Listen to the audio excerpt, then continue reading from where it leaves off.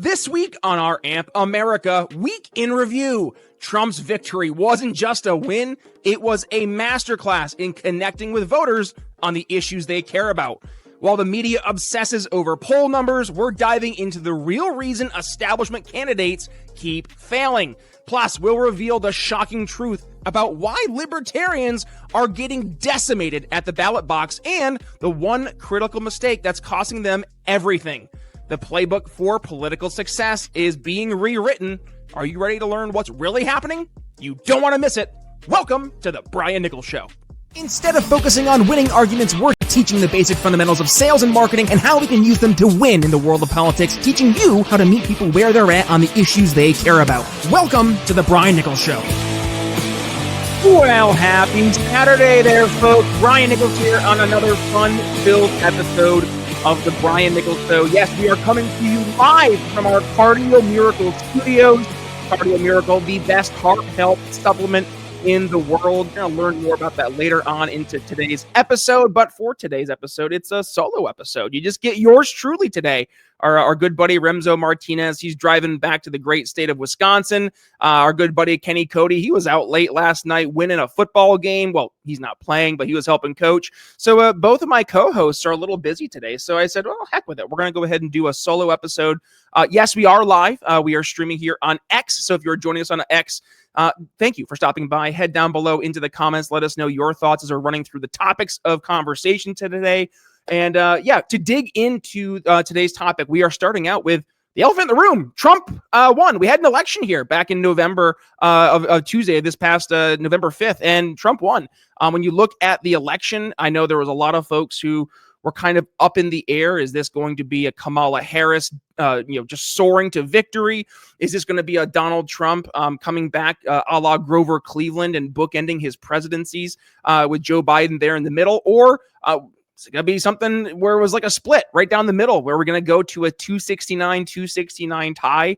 The answer was pretty clear. I went into election night. I wasn't too sure what we were going to experience. I thought for almost certain they were going to try and make the election last as long as possible. Find a few extra votes here and there. Let's dig into this big old Santa sack of ballots that was over here in the back corner. Oh, look at that, 90% for Kamala. How lucky! Yeah, that's 100% what I thought was going to happen, but it didn't. The American people were like very, very vocal as of the close of the elections there on Tuesday, when the ballot boxes closed.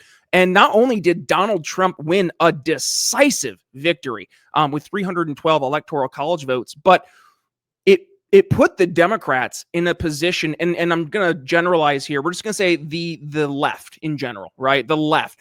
It put them on their heels. I think. So we see this especially in political echo chambers. Doesn't matter what echo chamber you find yourself in. But when you start to only surround yourself with people who think and speak and talk like you start to believe that's what the world is. And this election was a big slap in the face to the left leaning mentality of this social progressivism, this social leftism. And we're going to talk about why that didn't resonate. But first, we're going to talk about what Trump did to win.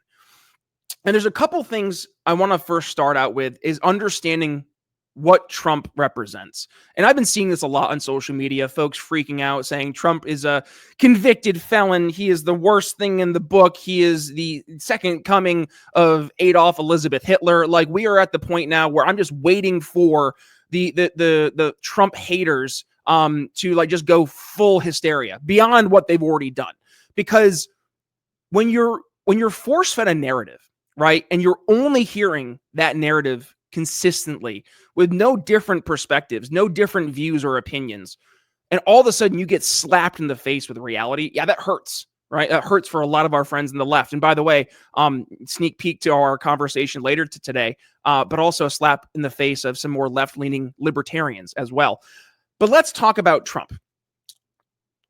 this is to start out. If you've been listening to the show for any length of time, you know I am not a Trump stan. I have not been standing on the podium here screaming in favor of Trump. As a matter of fact, our last episode was when I officially said I would vote for Trump. And even up till then, I definitely pushed back anytime Remzo or Kenny Cody, for example, would bring up the argument to just full-throatedly endorse Trump. I definitely had reservations, right? And a lot of those reservations were based not just on what we saw with some of the non-small L libertarian policies of Trump during his initial administration, but also, and addressing my own bias, part of it was the media I consumed back in 2015, 2016, leading up to his candidacy and then eventual presidency, and then therein being president of the United States. What did he actually accomplish versus what did the media say he was doing? What were the things they said he was not doing? What were the terrible things behind the scenes that he was apparently, some type of corrupt president? All these things that the media presented for, at this point now, almost 10 years, right? A lot of us, yours truly included, we tuned out. We turned off that radio station. Back, for me, it was 2019 probably was when I was like, okay, I'm officially done. I was already on the way out. The show started here 2018.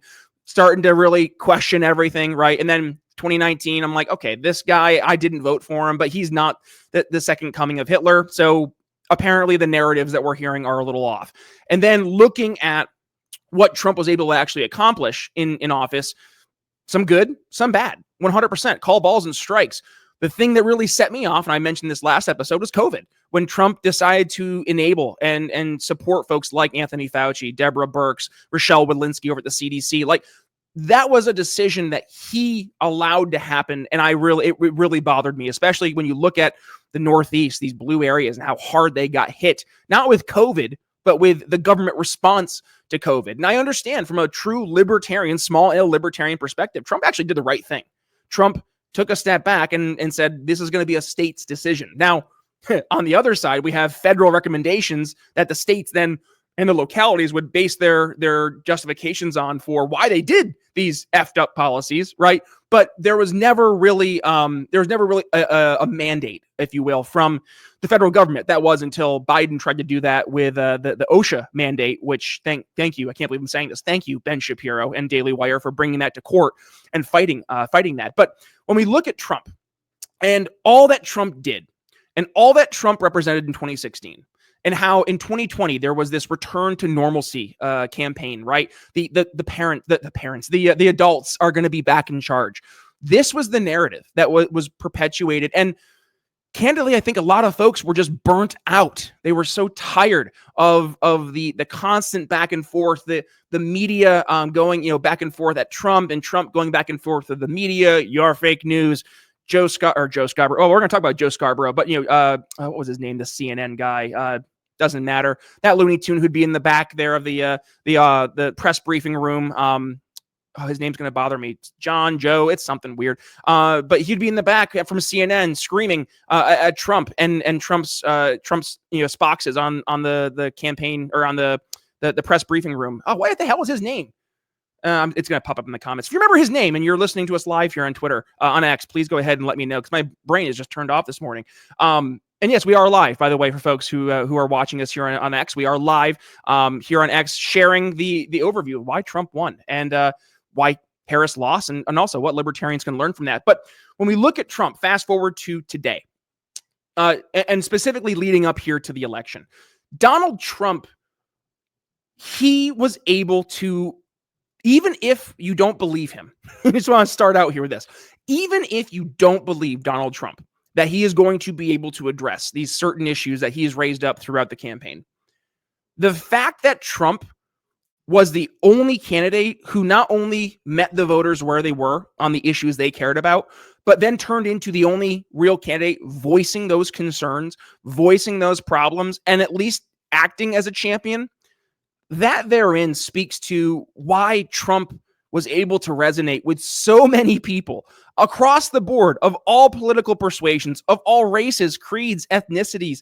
And when you look at the coalition that Trump has built, now, I've definitely battled with our good buddy Larry Sharp here on the show about this very issue, the idea of building coalitions specifically through a libertarian perspective.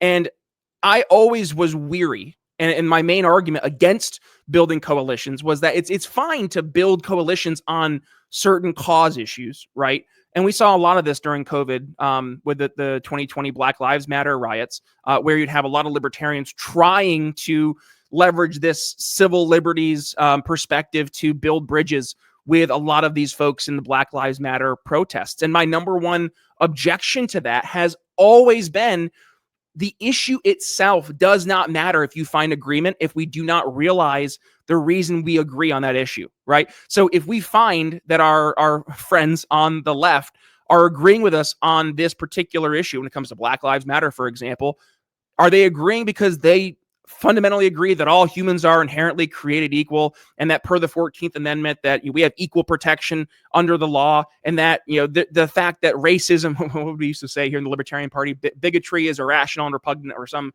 stupid little term, but like if that was the mindset that we had, right, and we were able to build bridges on that, maybe that's an argument to make. But when you would actually go and talk to these folks at these Black Lives Matter protests, either one, they had no idea why they were there. They were told for the first time in months that they were able to leave their homes and actually go and engage with people in person. By the way, remember, right? This was all during COVID. So this was during the peak hysteria where folks were being forced to stay at home. And all of a sudden you're being told by Anthony Fauci, well, actually, if you go outside in massive groups of people and you're fighting and you're speaking for the right things, that's okay. Oh, okay. Didn't know that the Black Lives Matter protest was able to overcome scientific narratives that you were promoting at that time, Dr. Fauci. And again, goes to why so many folks were just so burnt out with the bullshit over the past 4 years. But also the fact that when you see these coalitions being built, right, on the left, or I'm sorry, with libertarians, it was more meeting the lefts where they were and not so much changing libertarianism to fit that, but rather trying to build this relationship with people who, I'm sorry, have no interest in building relationships with us. So when I look at Trump and what Trump's doing in building these coalitions, right, he's bringing folks to the table who, if you were just to have your ecosystem out there of all these different thought leaders, probably agree on, a few core issues. But when it comes to like the overarching ism, is there an overarching ism that Trump's coalition believes in? Probably not. But the overarching coalition is of folks that seem to get it, right? And this is an argument we used to see in the libertarian circles quite a bit. It was like, hey, if I can get everybody, if you imagine that four squares, top right is authoritarian right, top left is authoritarian left, and then the bottom two are the libertarian right and the libertarian left. I was like, if we can get 80%, maybe that might be a high number, of folks into the bottom two buckets, right? Libertarian left and libertarian right, and no longer have to leverage force to enact or to play defense against certain policies, and basically just say, hey, I'm on libertarian right. I'm going to go ahead and build some businesses and build up an environment, a culture here of people who respect property rights. And we're not going to have social safety nets. We're going to have private institutions leveraging that. So you guys do your thing in lefty libertarian land, and we will shake hands and do our separate thing. And hey, if you want to go ahead and trade with us every now and then, we can talk about trade for sure. But it was in the idea of eliminating force, right? And I look at the coalition that Trump has built today, and it's same church, different pew, right? When we look at Trump has been able to bring folks to the table like an RFK and Nicole Shanahan from the Make America Healthy camp. He's got folks like a J.D. Vance or a Josh Hawley who are much more in the America First nationalist, economic nationalist camp. He's got folks like Rand Paul and Vivek Ramaswamy who are definitely more in the pro-libertarian, small L libertarian republicanism camp. And he's got business leaders like Elon Musk who are now leading the charge, trying to help improve government efficiencies once Trump is officially sworn into office. So this building of the Avengers, if you will, pardon the expression, especially for how bad the actors and actresses of the Avengers did at rallying for Kamala Harris there. But when you look at the bringing together of all these different folks into this greater Republican narrative going into the election this past election cycle, it really changed the ground away from, oh, these are all different cause issues that we can only lead with when it's our cause issue, and really understanding that this is all in pursuit of something bigger and understanding where we are right now as a country in the moment we find ourselves in. So to speak to, by the way, where that coalition is versus where the other side of the aisle is. And again, I hate the fact that I have to generalize here for this conversation today, but the inability for so many folks on the, I'm just going to, again, generalize the political left to realize how bad things have been here in this country and why so many people were upset. We're going to quickly check out, this is a clip here from Joe Scarborough, okay? And I just want you to listen to the complete inability for him to understand where your average American is and why they voted for someone like a Donald Trump. So let's go ahead and take a listen here. Good. I want to talk about economy for a second. A few weeks ago, 3 weeks ago, somebody who was going to be voting for Kamala Harris came up to me and said, "Oh my God, Trump's going to win." I go, "Why is that?" He goes, I went to the grocery store. Butter's over $3. I kind of laughed and I said, "Well, that's kind of reductive, isn't it?" Said it to myself. To him, I smiled and I said, "Good point." But it actually, what everything we're hearing after the election is, I'm just saying, is the $7. What's that? The $7. What's that? Butter is $7? Yeah. What? Some Is places. it framed in gold? Okay. Anyway, Where you go. But okay. Well, yeah. Okay. Well, $7. anyway, my point is this, Willie. The rent is too damn high, and this guy was saying the cost of butter is way damn too high. Yeah. And so I thought it was a bit reductive. It ended up being the point that if you look at the cost of groceries, if you look at the cost of gas, if you look at the cost of things compared to 4 years ago, it was a very simple answer for working class Americans. Things just cost too much. yeah. Yeah. Well, and this right here, right? Yes, Joe, things do just cost too much. And to see the moment when he realized that not only was butter not $3, but it was over double what he thought it was. And it was this inability to connect with where your average voter was. And this leads into not just why Trump won, but why the Harris campaign lost. And we have to first address what the Kamala Harris campaign did. And that is they did not go after new voters. They attempted to at the very end, but the entirety of that campaign was built around going after the true believers, going after the folks who are singing from the same sheet of music here, specifically on the progressive left. And this mentality of going and rallying the base, which, yes, is important to rally the base, but then to not understand that base is so out of touch from the average American person, right? Like the average Joe who's just walking around, or average Jane walking around. What are the issues they care about? And I'm just going to level with you right now. If you're still sitting there not understanding what happened over the past week here with this election, If you think you're supporting small farms with your coffee choices, think again. Many brands hide behind fancy packaging while sourcing cheap coffee beans. So you need to stop compromising on quality and on ethics. Clockham Craft Coffee was born from a desire for both transparency and excellence in the coffee game. They personally select every bean, ensuring top quality and fair practices. So experience coffee the way it's supposed to be. Honest, delicious, and roasted with care. Plus, an exclusive offer for Brian Nichols Show fans. Use code BNS10 for 10% off at clockhamcraft.coffee. Link in the show notes. And now, let's get back to the show.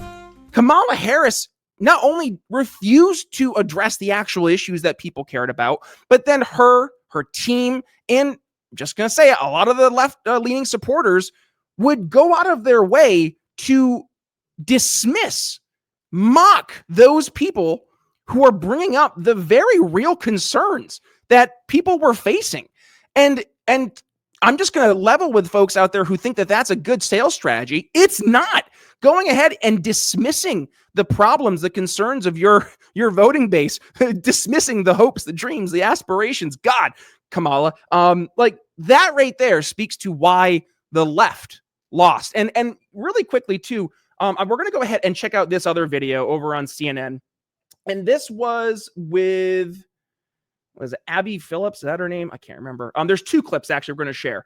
The first well, actually, both of these, I'm just going to let them speak for themselves. This just shows how out of touch the average leftist is and how apparently they haven't learned and will continue not to learn. Let's go ahead and take a listen here.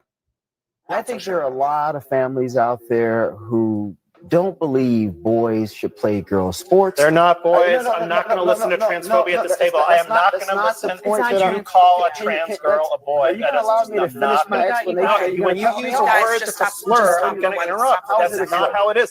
They're not boys. They're not boys. They're not playing girls softball. I'm not going to sit there and listen for a second because, look, this is a really heated issue, right? And Sharmichael, I know you. I know that you understand that people have different views on this. I think out of respect for Jay, let's try to talk about this in a way that is respectful. Okay, so let me rephrase this since I'm being targeted here. I don't. Just to be clear, you are not being targeted. I am, but it's okay. I'm specifically saying that I know that you are not intending to be transphobic. He should know that I'm not. But he wants to sit here and call you transphobic. I'm saying you're using a phrase that you know. So the way regular people interpret it, that's not regular people. That's not regular people. There's no consensus that these are actually boys. This whole thing about trans girls is a canard. We're talking about a tiny, tiny sliver of the population. That may be the and we're case, using but that my point in to terms take of away its healthcare from thousands of people. Hold on, just get to your point. My point in terms of its effectiveness. Regular people with children look at these things and they say, you know what? This is a bit too far. I do not agree with this. I don't like this. I think Democrats are going way too much to the left on social issues. They're uncomfortable with it. A lot of people believe that. A lot of families believe that. You may disagree with that reality, but that's why Republicans kept running those ads over and over and over again, because they saw the metrics suggested that they were working in those ads over and over again and using rhetoric like you just used, saying this is boys playing girls sports. First of all, we're talking about 5 people in the entire country. We're talking about trans girls being allowed to play with people who are in their gender. And if you don't believe, you don't have to listen to me. Listen to the American Medical Association, the American Psychological Association. This is not about the issue. This is about trying.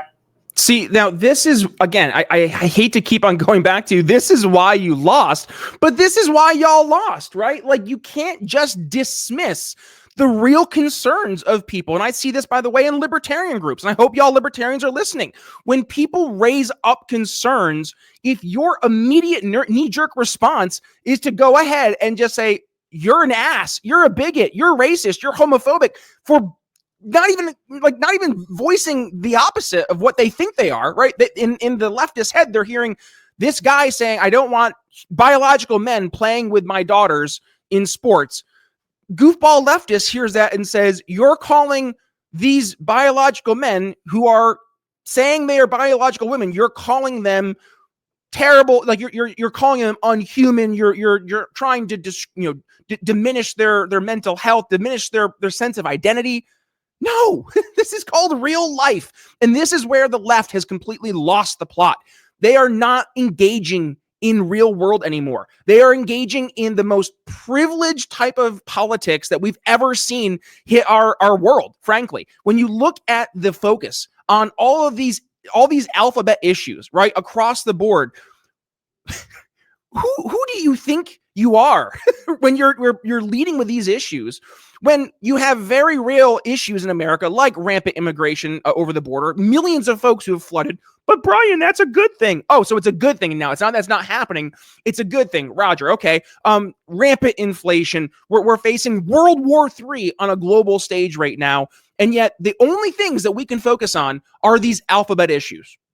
No wonder your average voter looked at Kamala Harris and looked at the left and said, y'all are goofy.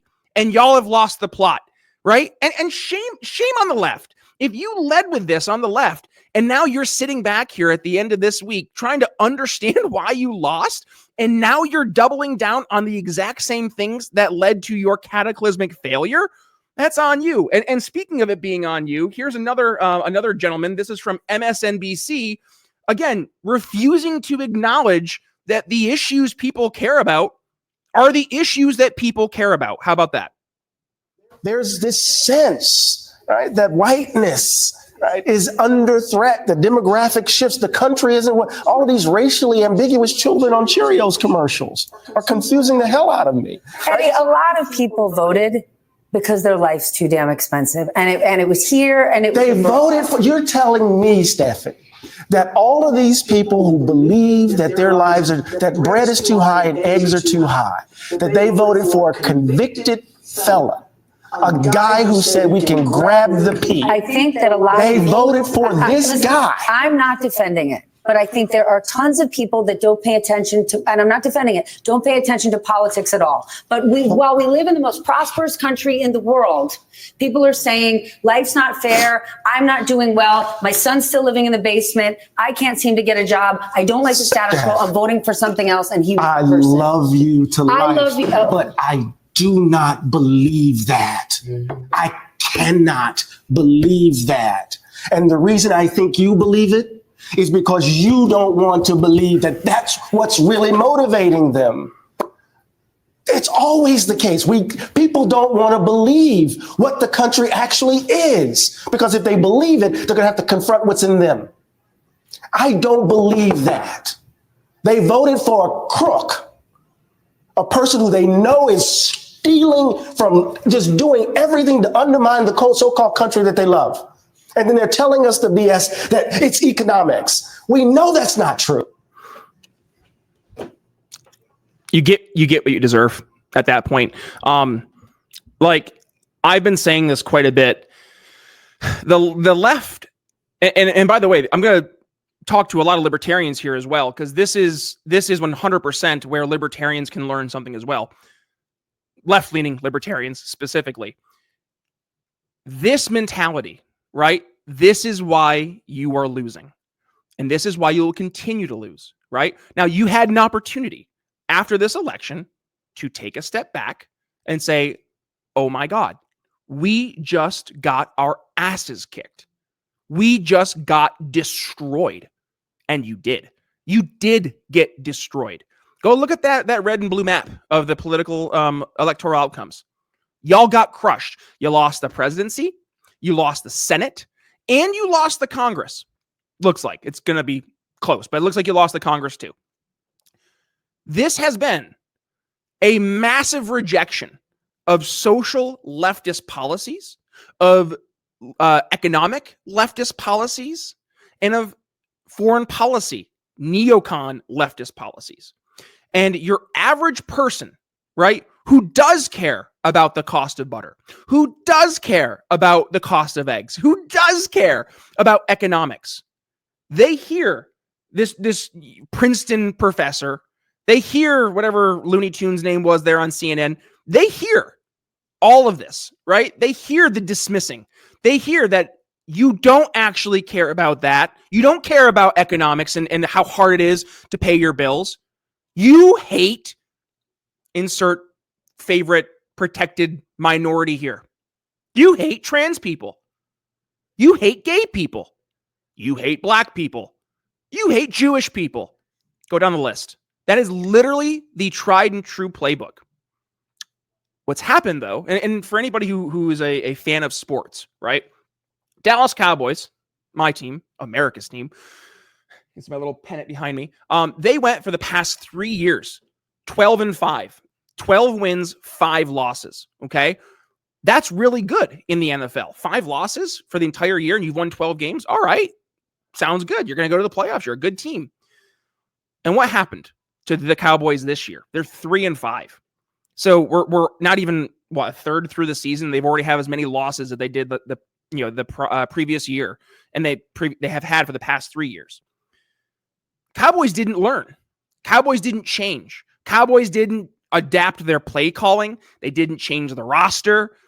There's like, this works. Status quo. Set it into cruise control. Let's see what happens. And now the Cowboys are losing. That is exactly what has happened to the Democratic Party and the leftist playbook, is that they were very happy from 2008 up to 2016, because that playbook of running on identity politics, creating these targeted coalitions of individual cause groups that can be brought together under this one umbrella of Democratic unity, right? That was what won Obama in 2008, and it helped him win re-election in 2012. And then it broke in 2016. And Trump was the reason it broke, because people had 8 years of objective data to look at during the Obama administration and said, this sucks. I don't like this. Trump wins. And then COVID happens, right? I mean, going back into the end of 2019, very early months of 2020, it looked like Trump was going to cruise to a re-election. Economy was doing great. Businesses were doing great. Incomes were doing great relative to inflation. And then COVID hit. And all of the responses, both from your local, state, federal governments, and international governments, I'm just going to say it. It might be a conspiracy theory, but this is my just gut opinion. There's no reason that all of these governments across the world collectively decided that we're going to have the exact same copy and paste reaction to this virus and destroy our economies along the way, unless you look at it from a grander picture and say, well, what if it was in pursuit of something else? What if it was in pursuit of a new world order, right? It could have worked. They got Trump out of office. And again, this is my conspiracy, right? They got Trump out of office. They were able to make it appear, again, being very delicate here, that they got a bazillion more votes than him, right? And compare and contrast last election cycle to this election cycle. Where was it 15 million votes? Where are they? He just gone? Just poof and gone? I don't think that's how that happens. But suddenly we're missing millions of votes. So there was a mandate in 2020, a return to normalcy, right? And not only did things not get normal, not only were the adults not in charge, but what happened? The country, the world started getting as crazy as it has been in recent memory. And really starting with that Afghanistan withdrawal in 2021, excuse me, that was, it seems like, the moment where a lot of folks realized, ooh, maybe the Biden administration and all the fun folks he surrounded himself with, maybe they're not the grown-ups. Maybe they're not the adults in charge anymore. Maybe this isn't a return to normalcy. As a matter of fact, it feels like things are getting more and more chaotic. We have Rachel Levine, which is a biological dude, being put at the head of our health administrations. We got Anthony Fauci, who on one side of the aisle is helping fund the very viruses that are now being found to have caused the starting out of the COVID pandemic. What? We see the alphabet friends going through and trying to push their ideologies on children in schools and then telling parents that you're the bigot for calling it out. People started to realize that the narrative that was being promoted by the left, of this idea of diversity, of equity, of inclusivity, that wasn't real. That was their battle cry to get you to do what you were told. Do what you were told. How dare you have a free thought? And how dare you not walk the line? Oh, you don't want to get a COVID vaccine? Well, guess who's going to have to go ahead and show your papers in order to go to a restaurant? Oh, you don't want a COVID vaccine? Well, guess who's going to try and mandate your employer to force you to get a vaccine? Otherwise, you're not going to have a job. Sorry, we decide you're not an essential worker. So good luck. That shit doesn't fly anymore. And a lot of people were radicalized during that. And then to say, trust the experts on vaccines, trust the experts on the alphabet conversations, trust the experts on foreign policy.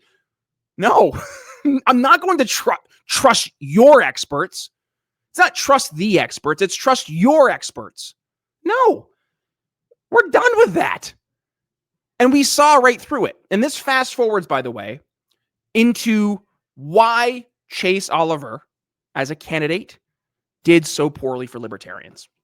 And this is, I know this is probably going to hurt for some folks to hear, because I know Chase, he is a tried and true libertarian with a big L next to his name, and ran for Senate in Georgia. Played played a, what was it, outlier there? Not outlier, whatever the term is, where he would able to pull votes away from I think it was what, not Raphael Warnock, was it?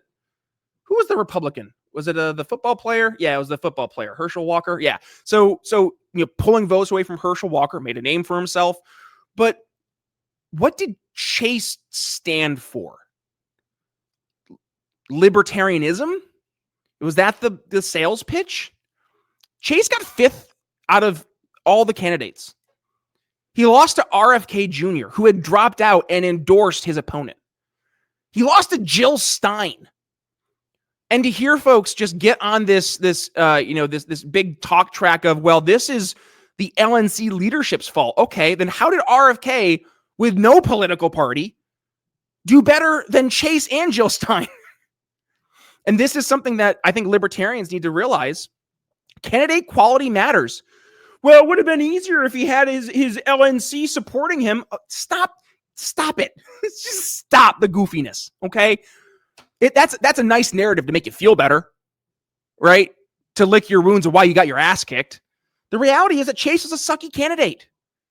You can't lead with identity politics and then get frustrated when people call out identity politics. Sorry, Chase.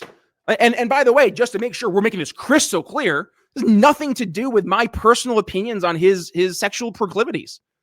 But when you lead with, I'm a gay man and a libertarian, of course people are going to start to pull that into your identity. You have made it your identity.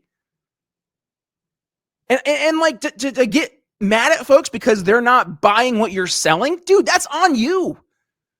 And libertarians, this is the part where I, for the past 5 years, have been screaming at this stupid microphone, trying to get y'all to realize how to actually sell liberty. It's not by leading with issues you think people should care about. It's by leading with the issues people actually care about. So instead of saying, oh, you didn't vote for this candidate, well, that's because you hate LGBTQ plus AI ? People. Instead of saying that, right? Maybe ask voters what they actually care about and then lead with libertarian solutions to those problems. And just look at the outcomes of this election. What were the things people cared about? Rampant immigration, crazy inflation, economic policies that are crushing us right now. What does Chase run on? What does Chase run on? And why did it not resonate with voters? And this is something that libertarians right now, especially our more establishment friends, refuse to even talk about. They refuse to even address the fact that candidate quality and candidates addressing issues that voters care about is vastly, infinitely more important than political infrastructure. Political infrastructure is huge. But to argue that is the reason why a candidate lost is just goofball. That's just goofball politics. Your candidate lost. Chase Oliver lost because he was a bad candidate. End of discussion. This is not a attack on Chase. This is not an attack on Mike Tremont. I've had Mike on the show many times. I like Mike a lot. Great guy. The campaign, though, was wholly ineffective at articulating libertarian ideas and solutions to a populace that was looking for different solutions. When you lead with the ism and you try to get people to refer back to the ism as the justification of why they're making a buying decision, in this case, voting for your candidate, you've lost. You've lost. You're not trying to get the voter to meet you where you're at. You need to meet the voter where they're at. Say it with me, on the issues they actually care about. So when a voter comes up to you and says, hey, I have a really big problem with dudes in the locker rooms, with girls, don't tell them they're a transphobe for raising up a concern. Because what you've done is not only push a voter away, now you've created an enemy. You created someone who will actively cheer against you, who will actively cheer when you lose. That's kind of where I'm at, by the way. Because I spent 5 years trying to teach libertarians how to sell this stuff.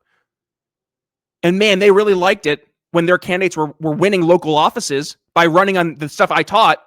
But when when federal politics comes to play and all these social goofball issues come up, and I start saying that doesn't work, and all of a sudden y'all start unfriending me because the stuff I was teaching you and your candidates how to do to actually win, and it worked, and now you're upset that I'm asking you to hold some type of credibility in applying this to a federal election? That's on you.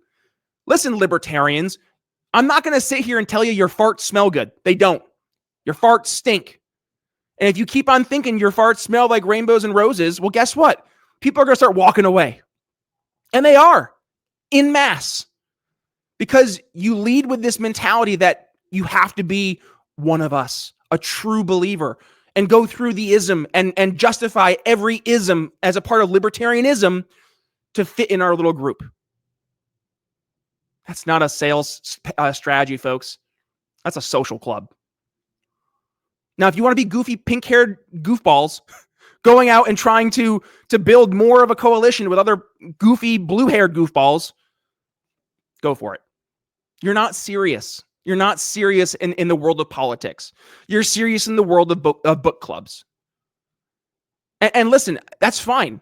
If that's what you want to be, that's fine. But don't be surprised when people don't take you seriously. Going back to something I said, my gosh, 2018? Nobody's going to take libertarians seriously until we take ourselves seriously. Now, yes, some will argue that we need to give politics the irreverence it deserves in being libertarians and laughing at the goofballs in politics when they deserve to be laughed at. And you're right, we do. But in turn, we present ourselves as goofballs. See, I know a lot of us look at American politics as kind of this like blood sport. And for some folks, it's a game. But there's a very real, tangible like consequence of playing this game or not playing this game. You can sit at home and not play politics. That's fine. Politics is going to find a way to play with you. And for libertarians to almost mock the political process and mock people who are trying to use the political process as it has been created to make changes in our world right now, and then tell them that you're just a bigot. You're just racist. You're a transphobe. We're not going to listen to your issues. It's a great way to push people away. So why did Chase lose? Why did Kamala lose? Because what we've been teaching here on the show, 4 years, they didn't meet the voters where they were at on the issues they cared about. Kamala led with hope and joy. That's not a campaign strategy. And Chase led with an ism, libertarianism. And that's not a campaign strategy either. Trump won resoundingly by meeting the voters where they're at on the issues they care about. So for our AMP America Week in Review today, it's a little bit shorter because it's just yours truly, but there is definitely a lot for libertarians to learn. I hope y'all learn it. I know a lot of you aren't, and that's okay. Good luck, right? Like, I'll work with small L libertarians who want to actually get their ideas into office, be that as a big L or a big R Republican. I'll help you.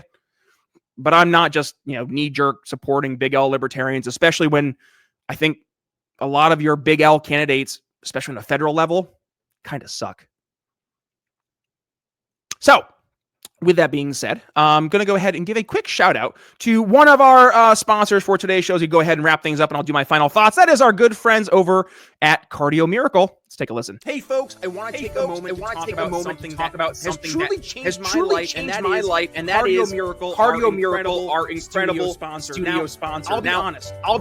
When I first heard about Cardio Miracle and their claims about improving heart health, I was skeptical. After using it for just about 2 months, I was absolutely blown away by the results. First, my blood pressure went from being consistently around 140 over 90 to a much more healthier and manageable 120 over 80. And my resting heart rate dropped from the low 70s to the high 50s. And I couldn't believe it. But the benefits didn't stop there.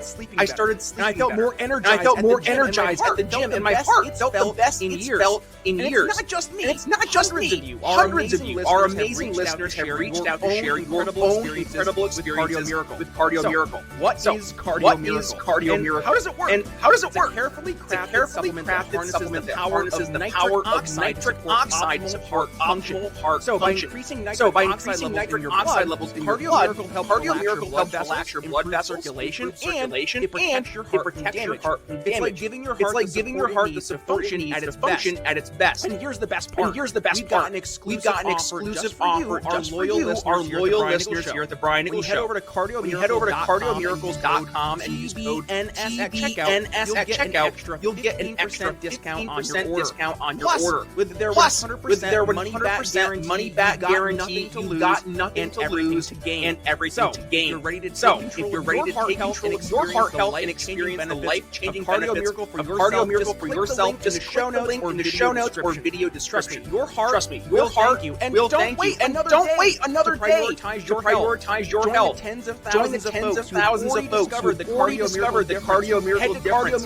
Head to cardiomiracle.com now and use code TBNS for 15% off your order.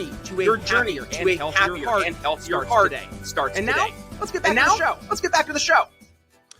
All right. So we're going to wrap things up with this. One of our former guests on the show has taken a full dive into the shallow end of leftist politics. And I just want to use this as a case study, right? Josh Eagle was on the show back probably 2 or 3 years ago. I forget the specifics. And this was right before he started his descent into leftism goofballness. And I understand that Josh is doing this because it's the more insane takes that get traction on social media.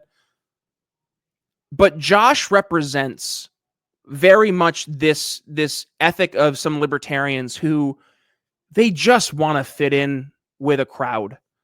And I look at someone like a Josh, and Josh represents a lot of these left-leaning libertarians who they grew up in this world. And by the way, I grew up in this world too, right?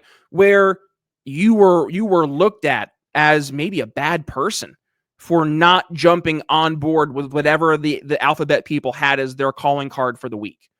And I remember back in college, like this really started to manifest back in the the early 2010s, really.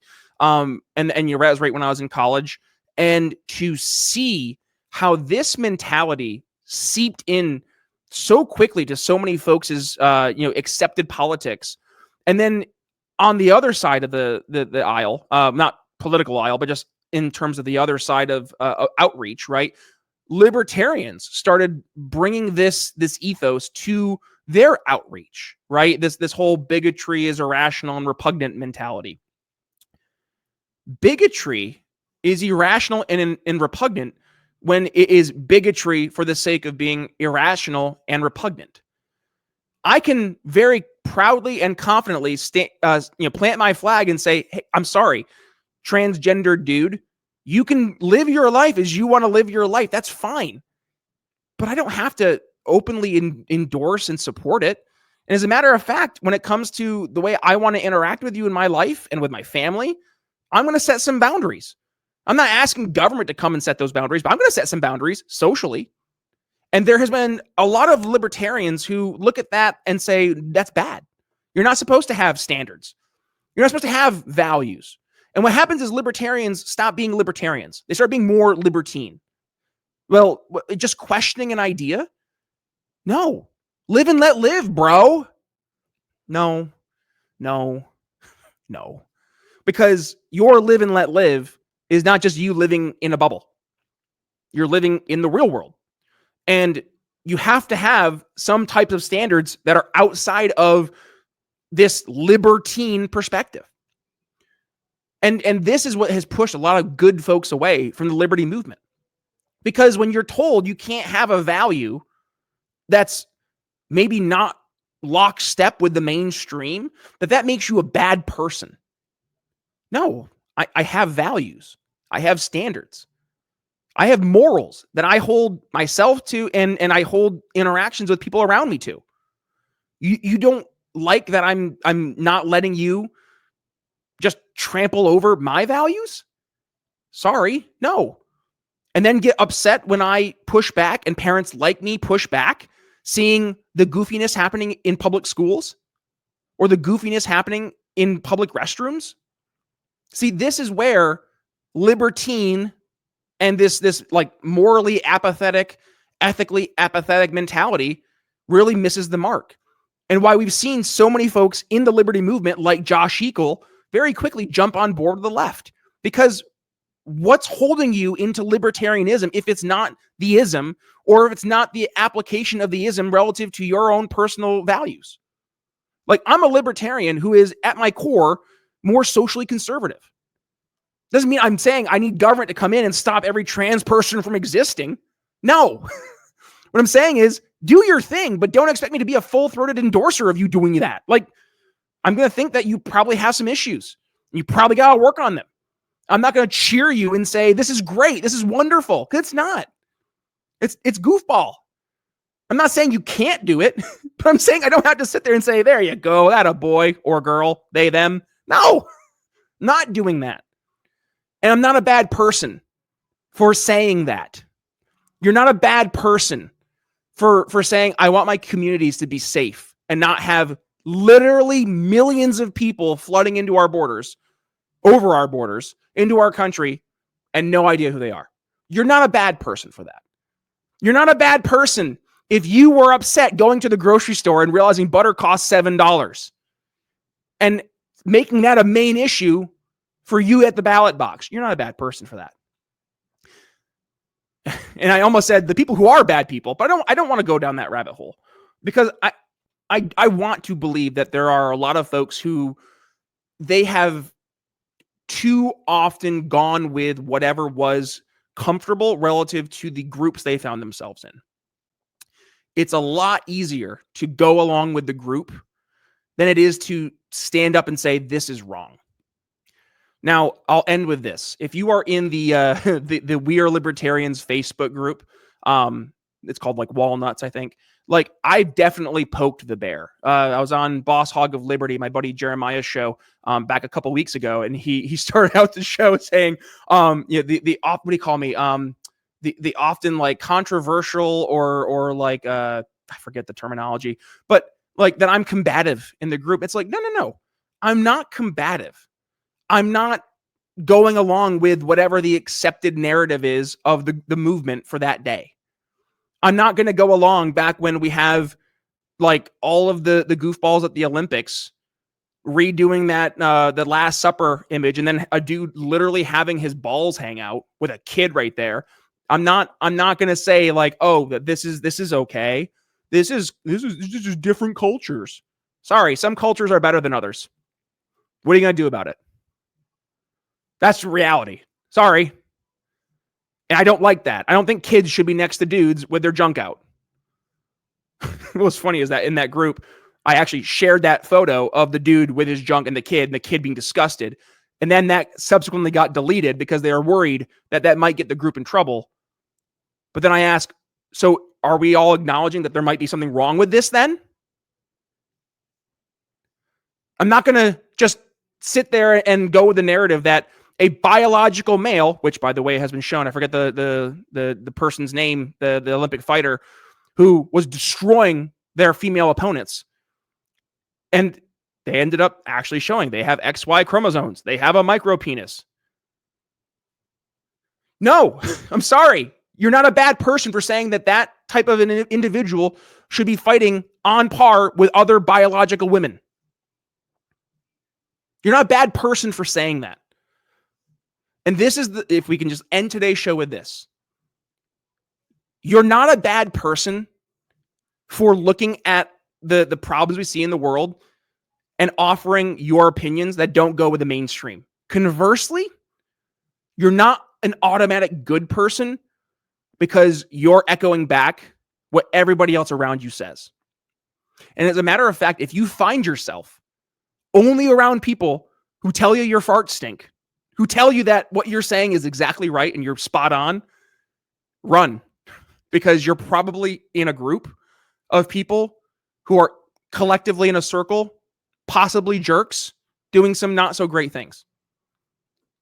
So with that being said, we're going to go ahead and put a pin in today's conversation. Thank you for joining us live over on X. I hope you got some value from our week in review. Hopefully next week we'll have Remzo or Kenny Cody joining us here once again live on our Saturday show. With that being said, we're going to wrap things up. If you got some value, hit that subscribe button. We do go live every Saturday-ish unless something happens. So make sure you hit that subscribe button for when we go live. Also, you can find us on your favorite podcast platform, Apple Podcasts, Spotify, YouTube Music, and you can find us over on your favorite video platforms, YouTube, Rumble, X, Facebook, and the like. So please go ahead, give us some love, and support our sponsors, because they're the folks who support us, like Cardio Miracle and all of our amazing sponsors over at BrianNicholsShow.com. With that being said, thank you for joining us. Have a great rest of your Saturday. Enjoy your weekend. With that, we'll see you next week. Thanks for listening to The Brian Nichols Show. Find more episodes at BrianNicholsShow.com.